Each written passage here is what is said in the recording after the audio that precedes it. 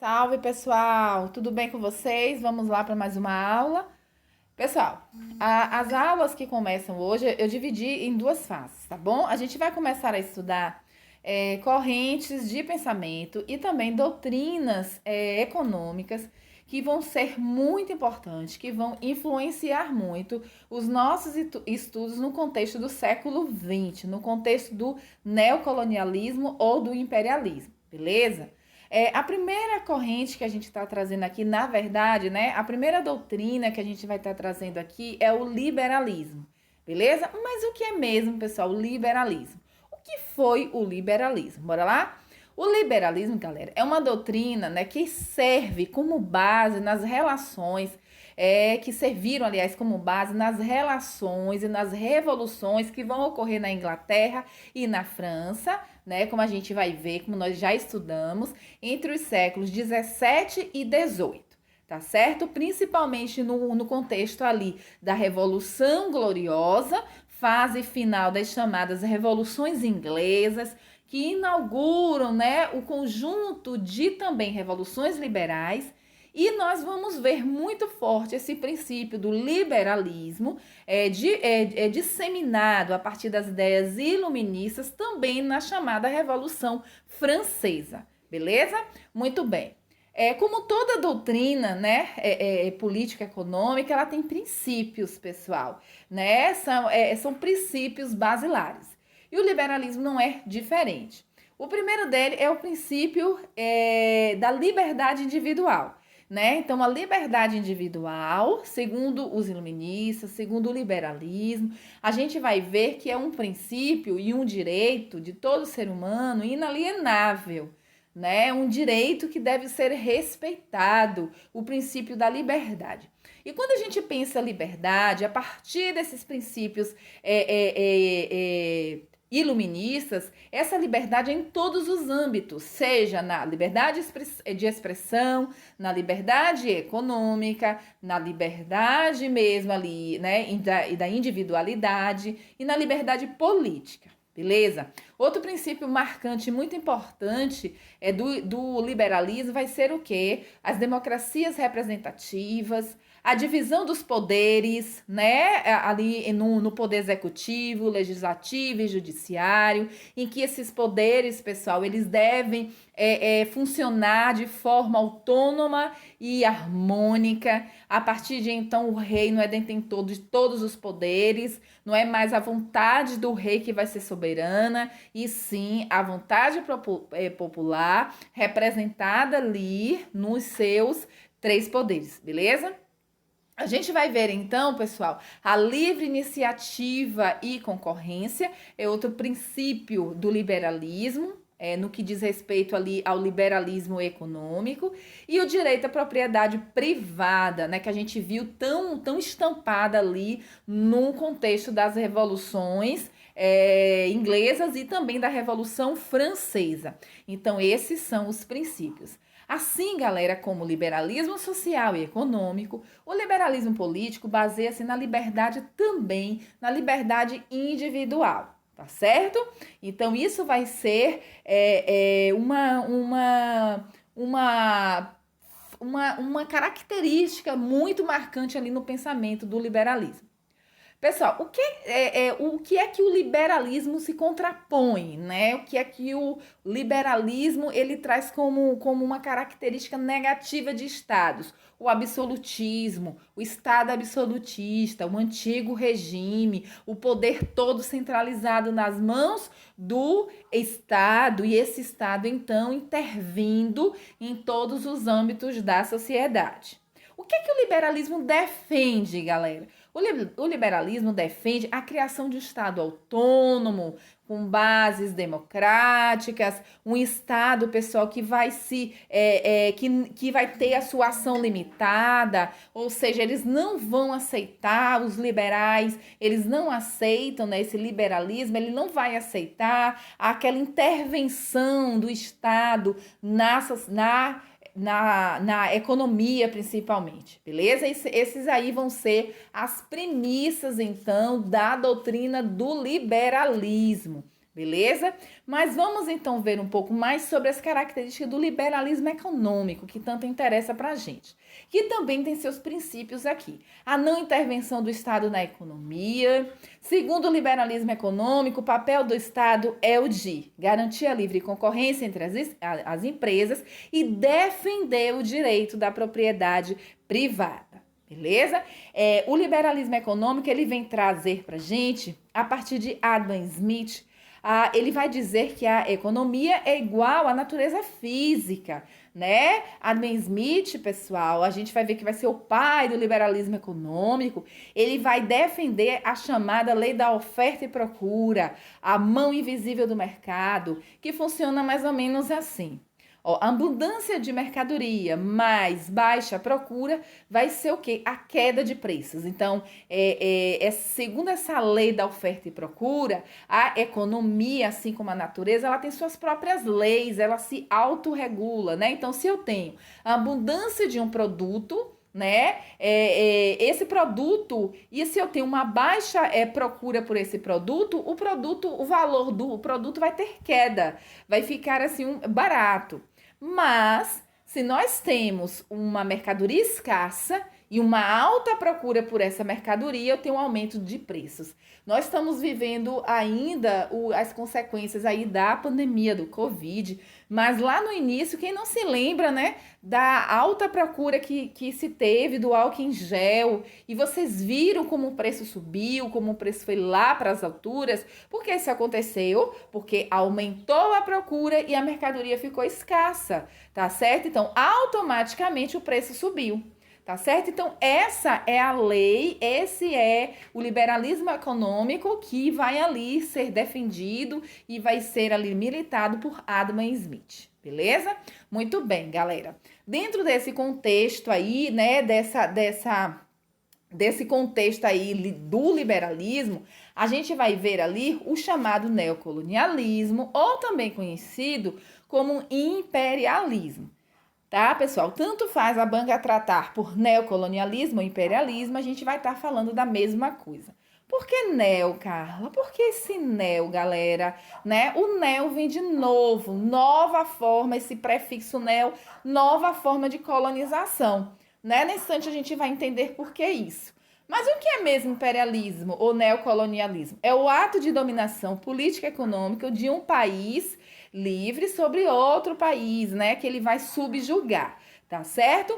Então, a gente vai ver que, olha só, num contexto histórico, pessoal, o neoliberalismo, ele vai se desenvolver a partir, né, como consequência ali da segunda revolução industrial, né? A gente vai ver que a segunda revolução industrial, ela vai ser marcada pela o uso de novas fontes de energia, como o petróleo, a eletricidade, o uso do aço, pessoal. E a gente vai ver que a segunda revolução industrial, ela vai ser justamente marcada pelo imperialismo. Por quê? Porque mais países da Europa, eles irão se industrializar, portanto, eles vão ter uma maior necessidade de procurar novos territórios em busca de matéria-prima, de mão de obra barata e de um mercado consumidor. E para onde que esses países industrializados europeus vão virar os seus olhos? Para a Ásia e para a África. Então, esse processo do neocolonialismo, ele vai ali ter na África e na Ásia o espaço de dominação. Como vocês viram antes, de dominação política e de dominação cultural e econômica também.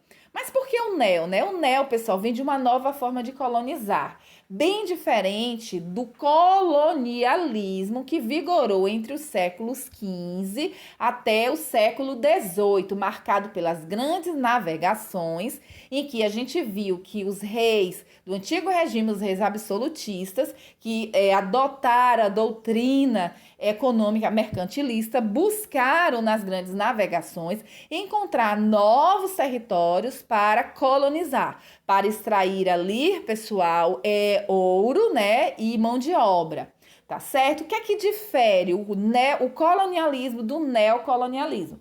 Primeira coisa, o tempo, né, o espaço histórico que eles vão se desenvolver, o colonialismo, como eu disse antes, vai ser entre o século XV até o XVIII, e o neocolonialismo, o imperialismo, ele vai ocorrer no fim do século XIX e vai ali vigorar durante o século XX. Lembrando, pessoal, que a consequência dessa corrida imperialista, dessa partilha da África e da Ásia, vai ser ali um dos motivos que vai levar o mundo à sua Primeira Grande Guerra, ou seja, a Primeira Guerra Mundial. Muito bem, galera. Mas tudo bem. A gente precisa entender, então, qual foi agora, em pleno século XIX, as justificativas que os europeus vão desenvolver, né, vão elaborar, para então ali, pessoal, justificar essa dominação nesses continentes. Tá certo? Uma delas, pessoal, que vigorou muito no século XIX, vai ser, então, a justificativa que vai ser elaborada a partir de uma interpretação equivocada do darwinismo de Charles Darwin, né? Aliás, isso ficou redundante, né? Mas a teoria, pessoal, da seleção natural de Charles Darwin, que vai ser no campo humanístico aqui, das ciências humanas, vai ser chamado de darwinismo social, que na verdade era a justificativa que os europeus elaboraram no campo filosófico para então até estar ali justificando esse domínio sobre outros povos. Então, os europeus, eles acreditavam, pessoal, que eles estavam em um nível de desenvolvimento superior aos povos da África e da Ásia. Portanto, eles diziam que tinham recebido a missão, o fardo chamado fardo civilizatório. Então, eles, os europeus, que se consideravam, então, ali uma raça superior, estariam em um nível mais elevado, e eles teriam recebido esse fardo aí, né, chamado fardo do homem branco, de levar civilidade, entre aspas, a esses povos que, então, de acordo com essa interpretação, não eram civilizados, né? Eles entendiam que, apesar desses povos viver em continentes ricos em riquezas naturais ali, por eles não serem civilizados, por eles não chegarem a um grau avançado de civilidade, eles não sabiam então explorar essas riquezas. Cabia a quem? Ao homem branco e europeu fazer isso. Beleza, galera. Quando então que se inicia? Quando é que vai ter ali um marco histórico que vai iniciar então essa corrida imperialista, né? Vai ser na Conferência de Berlim, galera, entre 1884 e 1885, né? Essa conferência de Berlim vai ser ali um dos líderes, a gente vai ver a presença ali de Otto von Bismarck, o primeiro chanceler ali alemão, e ele vai então ali, de acordo com essa conferência e através de tratados feitos entre os países que participaram dessa conferência, eles decidiram então começar a partilha da África. E como é que se daria essa partilha da África? Olha só que loucura. Eles deixaram claro que o seguinte: o primeiro navio europeu que chegasse no continente americano em uma determinada região e noticiasse isso para a Europa, esse país europeu teria então ali o direito de explorar aquela região. Então, começou assim a partilha, aí, como vocês estão vendo, da África e da Ásia entre as potências industrializadas da Europa. E como a gente já sabe, essa partilha vai ter alguns países europeus que não vão ficar contentes com o território que receberam, e a gente vai ter ali, então, um contexto ali perfeito, né, para a chamada Primeira Guerra Mundial. Tá certo, pessoal? Muito bem. Vamos entender agora, galera, como é que a África estava organizada antes da chegada desses europeus. Será que os africanos, eles aceitaram esse domínio, esse imperialismo assim? Vamos entender então o contexto histórico que a África e os africanos, eles viviam antes da chegada dos europeus, e quando os europeus chegam e enxergam essa realidade, eles vão usar essa realidade a seu favor, e que vai ser assim, crucial para a dominação europeia ali na África. A primeira coisa que a gente vai entender é que a África estava organizada em tribos familiares. Eles tinham, pessoal, em relação aos europeus, muito menor poder bélico. A África, ela estava assim, vivia conflitos internos constantes entre tribos, entre reinos. Eles eram economicamente mais pobres, então, diante de todas esse quadro que eu descrevi para vocês aqui, ficou muito, relativamente até fácil, a dominação dos europeus ali na África, tá certo, pessoal?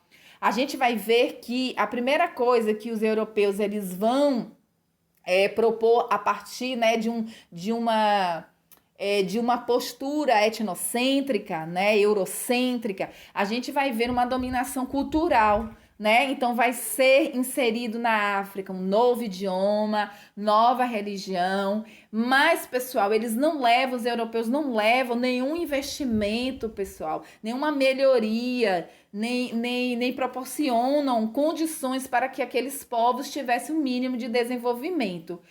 Aí, como consequência disso, a gente vai ver guerras, conflitos sendo aumentados entre tribos, porque os europeus eles vão investir nisso, né? Que esses conflitos internos continuassem para que facilitasse seu domínio, e a gente vai ver então que o aceleramento da pobreza no continente americano vai ser uma das consequências mais diretas.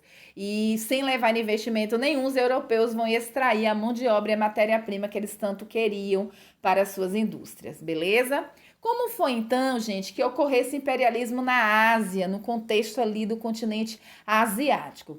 Galera, o domínio, a gente vai ver a prevalência, né? A gente vai ver o domínio inglês vai prevalecer ali no imperialismo que vai ser aplicado à China e à Índia.